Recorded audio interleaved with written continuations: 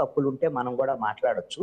నేను కూడా అందుకని చంద్రబాబు నాయుడు దగ్గరగా ఏం లేను, వాళ్ళకేమి వాళ్ళ వెంటబడి మనమేం వాళ్ళకి సపోర్ట్ చేయాల్సిన అవసరం లేదు అనేటువంటి విషయాలనే అన్నా. సందేశం ఇవ్వాలనుకుంటున్నాడో నాకు తెలియదు. అలాంటి ఇప్పుడు సపోజ్ కుటుంబంలో కూడా అన్నదమ్ముల మధ్య విభేదాలు ఉంటాయి, కలిసే ఉంటారు. భార్యాభర్తల మధ్య కూడా రోజు పోట్లాడుకుంటారు, అయినా కలిసే ఉంటారు ఇంట్లో. అలాగనే ఈ కూటమిలో కూడా పొరపక్షాలు ఉండుండొచ్చు, అంతర్గతమైనటువంటి ఘర్షణలు ఏవి ఉండొచ్చు. ఉండకుండా అయితే ఇంత ఈ విధమైనటువంటి గ్యాప్ అయితే ఉండేదానికి అవకాశం లేదు. ఈ క్లారిటీ ఎప్పటికప్పుడు వస్తుందేమో చూడాలి. ఇక ఇప్పుడు నాగేంద్ర బాబుకి ఈ పదవి ఇవ్వటానికి సంబంధించినటువంటి అంశంలో ఈ విషయంలో కూడా మరి నాగేంద్ర బాబుకి ఒక గ్రీన్ కమిటీకి సంబంధించినటువంటి దాంట్లో చైర్మన్ ఇచ్చి ఆయన కేబినెట్ హోదా ఇవ్వటం, ఇవన్నీ కూడా పవన్ కళ్యాణ్ చేతిలో ఉన్నటువంటి విషయాలే, ఆయన శాఖకు సంబంధించినటువంటి విషయాలే. ఎవరు పర్మిషన్ తీసుకోవాల్సినటువంటి అవసరం లేదు. ఆయనకు మంత్రి పదవి రాలేదు కాబట్టి ఇది ఇచ్చారు అనేటువంటిది కాదు. మంత్రి పదవి తీసుకోవాలి అని అంటే పవన్ కళ్యాణ్ పట్టుబడితే నాకు తెలిసి ఇప్పుడు ఎప్పుడో వచ్చేది, ఎప్పుడో వచ్చి ఉండేది కూడా. కాబట్టి పవన్ కళ్యాణ్ పట్టుబట్టి ఉండలేదని నేను అనుకుంటున్నాను.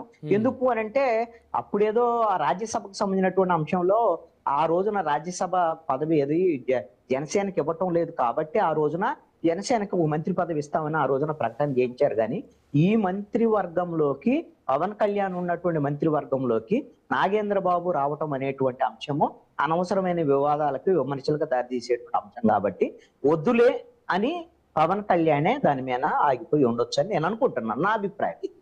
అందుకని ఆయనకు మంత్రి పదవి రాలేదు కాబట్టి ఇప్పుడు పవన్ కళ్యాణ్ అనేకమైనటువంటి పార్టీ కార్యక్రమాల్లో పాల్గొనలేకపోవచ్చు, అన్ని కార్యక్రమాల్లో ఆయన చూడలేకపోవచ్చు. పార్టీ అంటే ఇప్పుడు పవన్ కళ్యాణ్ ఉండాలి నడుపుకోవడానికి, నాదెండ్ల మనోహర్ ఉన్నా, ఇతరున్నా, ఎవరైనా వీళ్ళందరూ బయట వ్యక్తులే.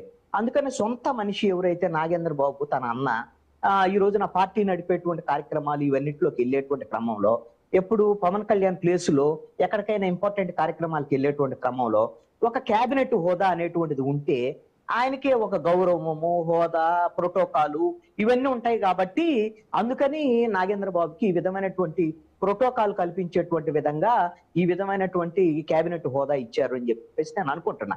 కానీ విమర్శలు అయితే ఖచ్చితంగా వస్తాయి. అన్ని పార్టీలు ఈ విధమైనటువంటి కుటుంబ రాజకీయాలు నడిపేటువంటి పార్టీలే, ప్రాంతీయ పార్టీలన్నీ.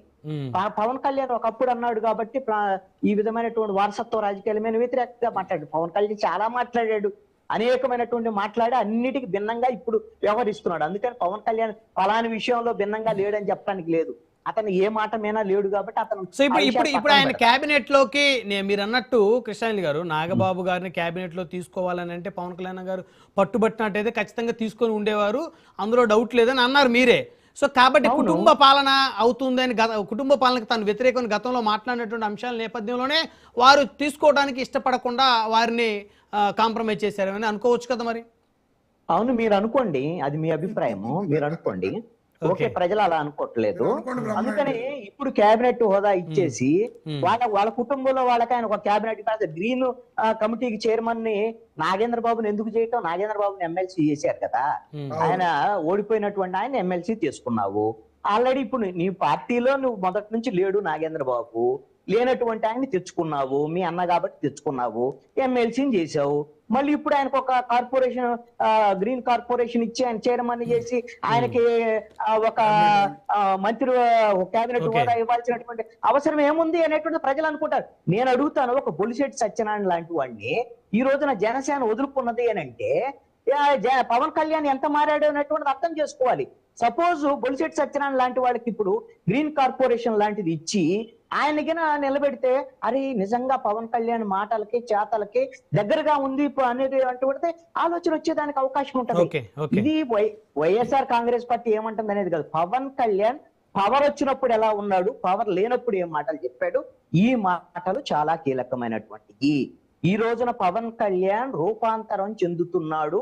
మిగతా కార్పొరేట్ పొలిటికల్ పార్టీలు ఏదంగా అయితే ప్రాంతీయ పార్టీలన్నీ కూడా డబ్బు రాజకీయాలు, డబ్బు ప్రధానమైన రాజకీయాలు, కుల రాజకీయాలు, కుటుంబ రాజకీయాలు ఇవన్నీ చేసేటువంటి పార్టీలకు పక్కన జనసేన పార్టీని చేరుస్తున్నాడు పవన్ కళ్యాణ్ అనేటువంటి విషయం.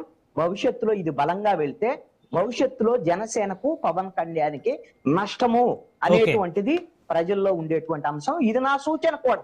పవన్ కళ్యాణ్ మారుతున్న పవన్ కళ్యాణ్ ఓ. ఇది మళ్ళీ పూర్తిగా చంద్రముఖిగా మారక తల్లికే తెలుసుకుంటే మంచిదని. లేదయ్యా మీరెవడు చెప్పడానికి, మేము ఇంతే చేసుకుంటాం, మా పవర్ వచ్చింది, మా అన్నకి ఇచ్చుకుంటాను, రేపొద్దున మా పెద్ద అన్నకు కూడా ఇంకొకటి ఏదైనా ఇచ్చుకుంటాను అని అంటే ఎవడేం చెప్తాడు? కృష్ణాంజనేయులు ఏం చెప్తాడు, ఇంకొకటి ఏం చెప్తాడు? Okay, okay, YSR okay. Congress party వాళ్ళు ఎన్ని విమర్శలు చేసినా వాళ్ళు ఎలాగో పట్టించుకోరు. వాళ్ళ పార్టీ వాళ్ళది, వీళ్ళ పార్టీ వీళ్ళది. వాళ్ళు ఎలాగో విమర్శలు చేస్తారు, రాజకీయ లబ్ధి కోసం వీళ్ళ మీద విమర్శలు చేస్తారు. ఖచ్చితంగా వాళ్ళ రాజకీయ ప్రత్యర్థులు కదా, వాళ్ళు గట్టిగానే ఘాటుగానే విమర్శలు చేస్తారు. తప్పులు జరుగుతున్నాయి కాబట్టి విమర్శలు చేస్తారు కదా. ఖచ్చితంగా నాలాంటి వాళ్ళు కూడా మాట్లాడుకుంటూ ఉండాలంటే పవన్ కళ్యాణ్ సరైన రీతిలో ఉంటే నాలాంటి వాడు పవన్ కళ్యాణ్ కు మద్దతు ఇవ్వడానికి అవకాశం ఉంటుంది. ఇప్పుడు ఆ పరిస్థితి లేకుండా పవన్ కళ్యాణ్ చేసుకుంటున్నాడు అనేది నా అభిప్రాయం. Right right. మరాబ్ సురేష్ గారు, కృష్ణాయన్ గారు లాంటి న్యూట్రల్ అనలిస్టులు, జర్నలిస్టుల సలహాలు, సూచనలు ఏమైనా తీసుకుంటారా? మాకు అవసరం లేదంటారా? తప్పనిసరిగా సార్, ఇప్పుడు పవన్ కళ్యాణ్ గారు ఎవరు ఏది చెప్పినా కూడా అవన్నీ తీసుకుంటారు. అందులో ఏమి చేయగలము, ఏమి చేయలేము అనేది కూడా ఆలోచించుకుంటాం. తప్పేం లేదు. కృష్ణాంజనేయ గారి అనే మాటకి నేనేమి అడ్డుపడటం లేదు. కాకపోతే ఏంటంటే సార్, ఇప్పుడు మన కారుమూరి రమేష్ గారు చెప్పినట్టు, అంటే యాక్చువల్ రెండే, కారుమంచి రమేష్ గారు చెప్పినట్టు ఒకటి